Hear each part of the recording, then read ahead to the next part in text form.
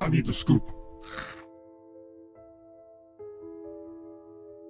A trusted friend's secret obsession with someone's husband escalates from creepy social media posts to terrifying real-world stalking.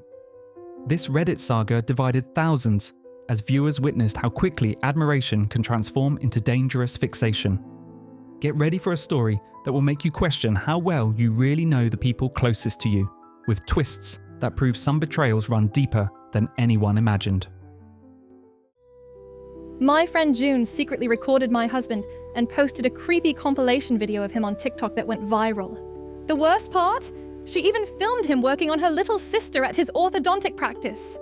June and I have been friends for over 2 years. My husband and I often hang out with her and her boyfriend on double dates and weekend trips. We were pretty tight as a group until this weekend.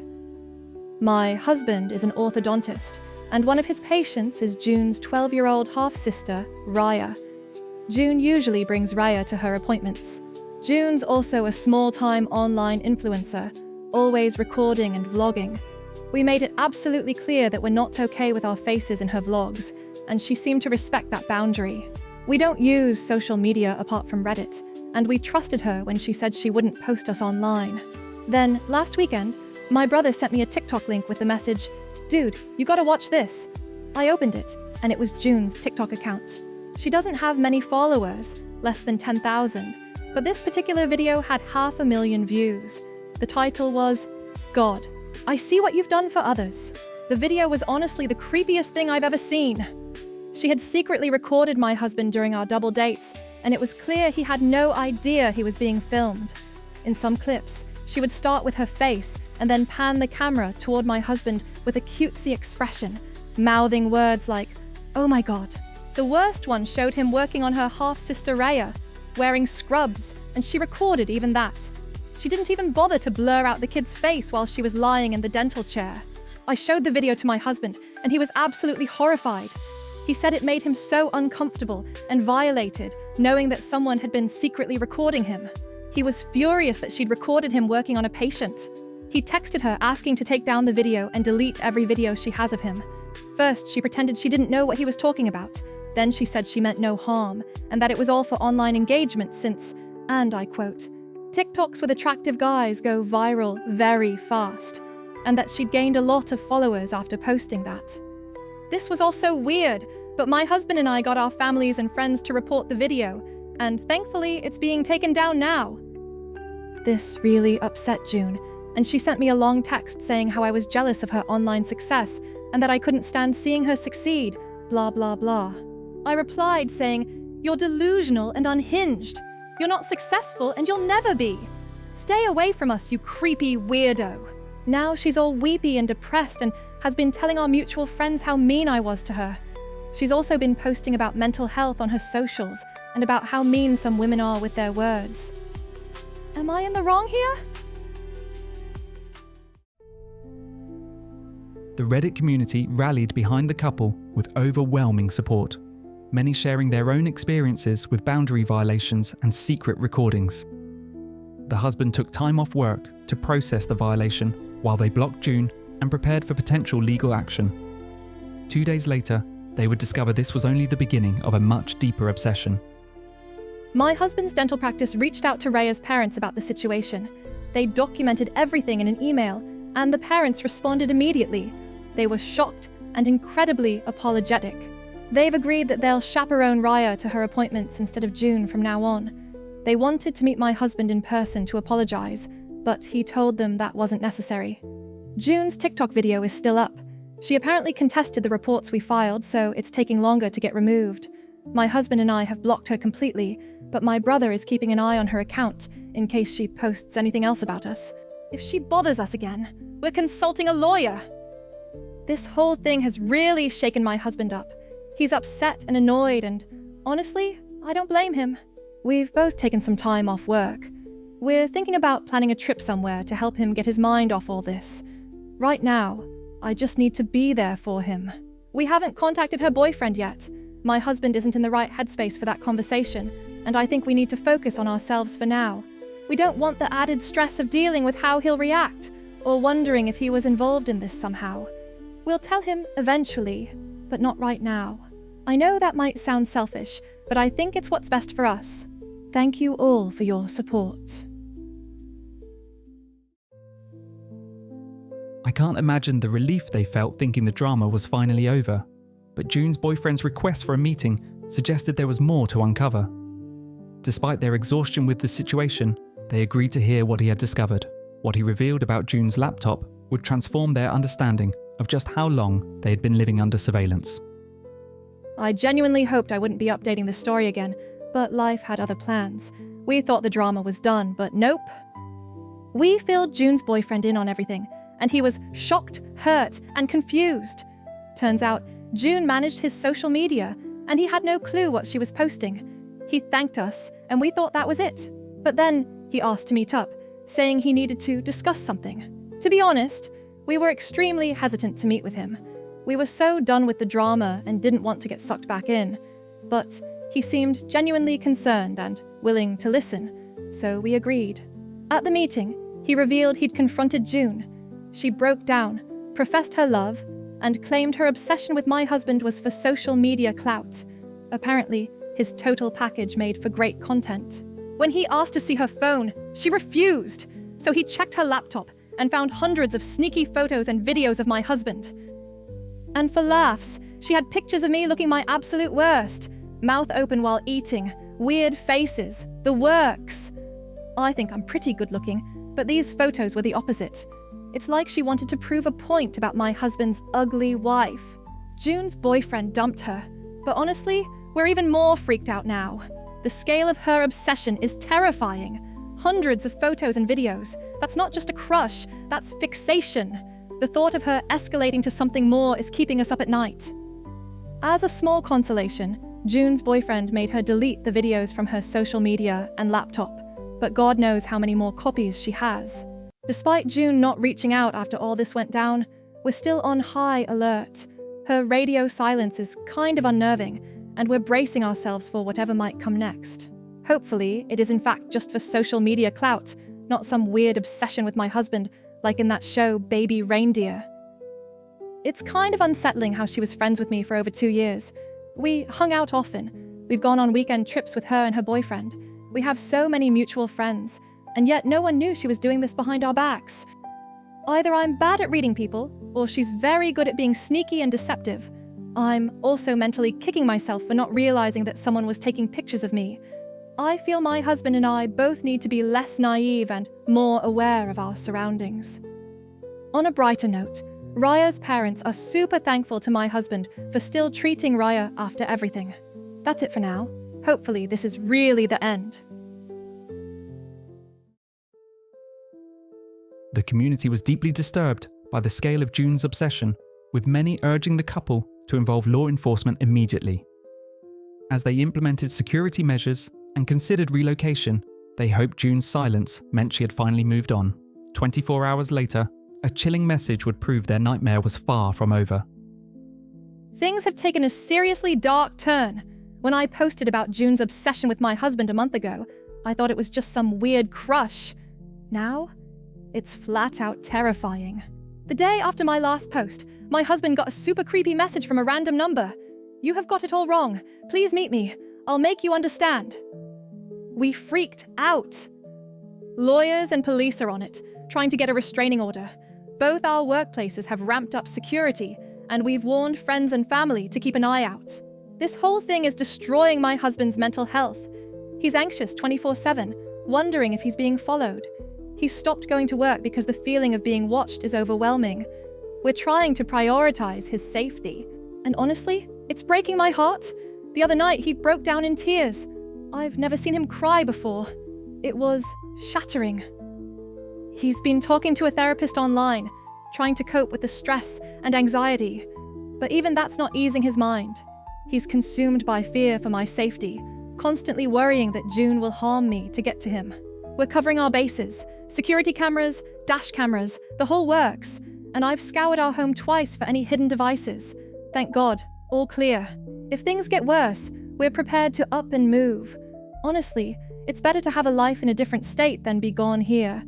It's heartbreaking to think about leaving our friends, family, and everything behind, but we'll do what it takes to stay safe. Some of the advice I got before was really helpful, and I've done most of what was suggested. If anyone, has any more insights, please share. I'm desperate at this point, to be honest. Readers were horrified by June's escalating behaviour, with many emphasising the need for immediate police intervention and restraining orders. After 3 weeks of blessed silence, the couple cautiously returned to their normal routines, believing the worst had passed. But June had been watching and waiting, and her next move would force a terrifying confrontation in broad daylight. June followed my husband to the grocery store on Friday.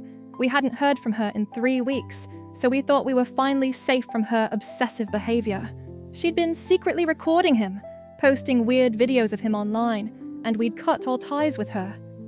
My husband had no idea she was following him until he got to the parking lot, and there she was. He tried to get to his car as quickly as possible, but she was already closer and blocked his way to the door. When he tried to walk away, she stepped right in front of him, begging him to talk to her. She kept saying it was just a harmless crush and that she'd leave us alone if he'd just listen. "Please, talk to me." He didn't respond and kept trying to walk away, but she wouldn't let him. She begged again and reached into her coat pocket. My husband heard a metallic sound and instantly thought she might be pulling out a weapon.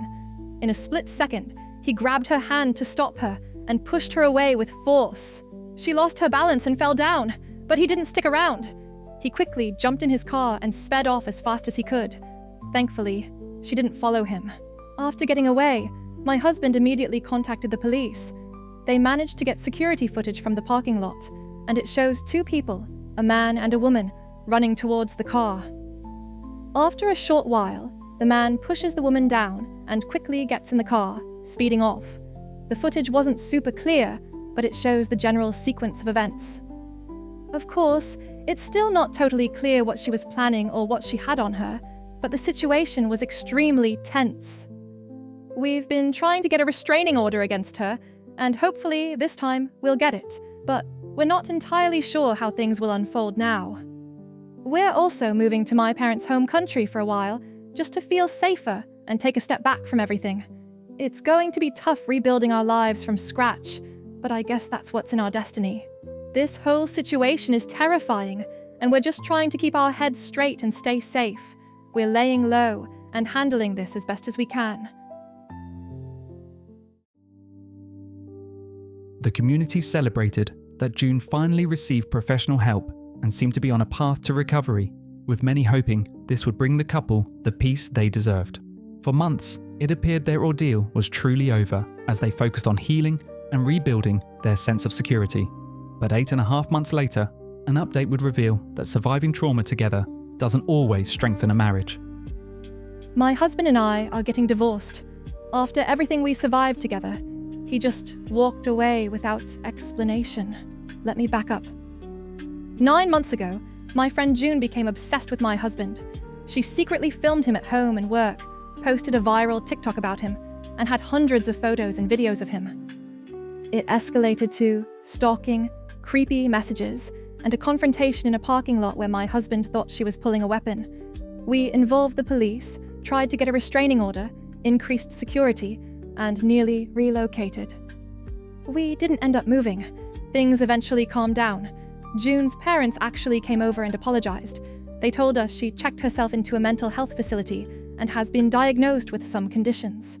She's apparently doing better now, and even messaged us months later with what seemed like a genuine apology. We accepted it, but kept no contact, and she's respected that.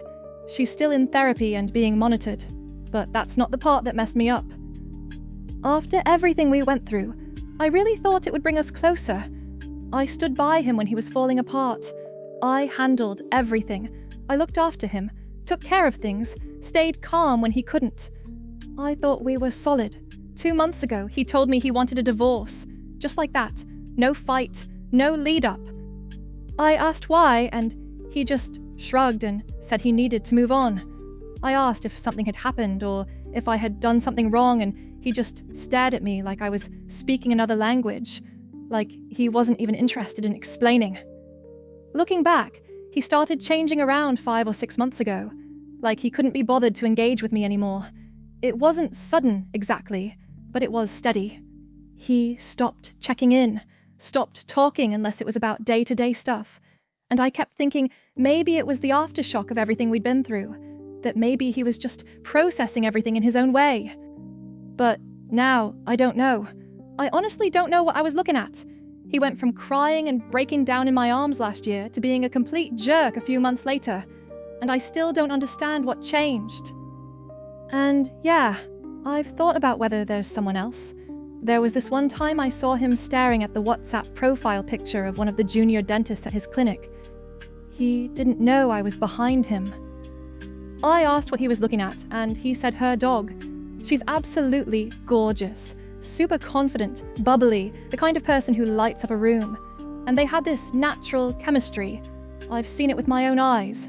Nothing I could really call out, nothing inappropriate, but it was there. I didn't think much of it at the time. I trusted him a lot. Maybe I was just naive enough to believe he was actually looking at the dog and not the young, beautiful woman in the photo.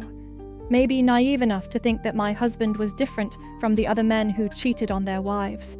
Maybe it's a coincidence that she broke up with her longtime boyfriend at the same time. Or maybe it's nothing. Maybe I just want there to be a reason, because honestly, the way he flipped on me out of nowhere doesn't make sense. I still don't get it. I feel like I'm missing something. He's already filed and moved out. We barely speak. He's like a stranger now. And I'm just trying to keep it together. I've been drinking more than I should. I know it's not the answer, but it's what I've been doing to get through the days. I'll sort myself out eventually. I just don't know when. I understand that maybe seeing me reminds him of the trauma he went through. I keep thinking about it, and the fact that he absolutely refused to talk about it and didn't give me any answers. I suggested therapy, couples counseling, literally everything I could think of, and he was adamant he didn't need any of it.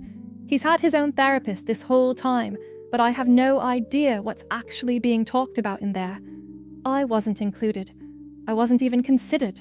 So if something was going on with him, he chose not to let me in. A part of me still wants him to come back, but then I remember how I made his mental health my full-time job, and he didn't even bother to tell me why he was leaving, so maybe it's better he stays gone. I've been hitting the gym and joined a pottery class. The days are fine. It's the nights where I get lonely and then the drinking starts. I'll probably deal with that soon enough.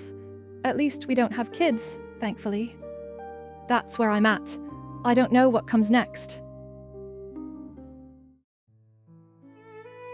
Sometimes the people we trust most are hiding the darkest secrets, and healing from betrayal takes time we never planned to spend. This story continues to evolve as the original poster rebuilds her life after losing both a dangerous friend and an unexpected marriage. Share your thoughts on trust and hidden obsessions in the comments, and explore our other videos for more stories about relationships that took shocking turns.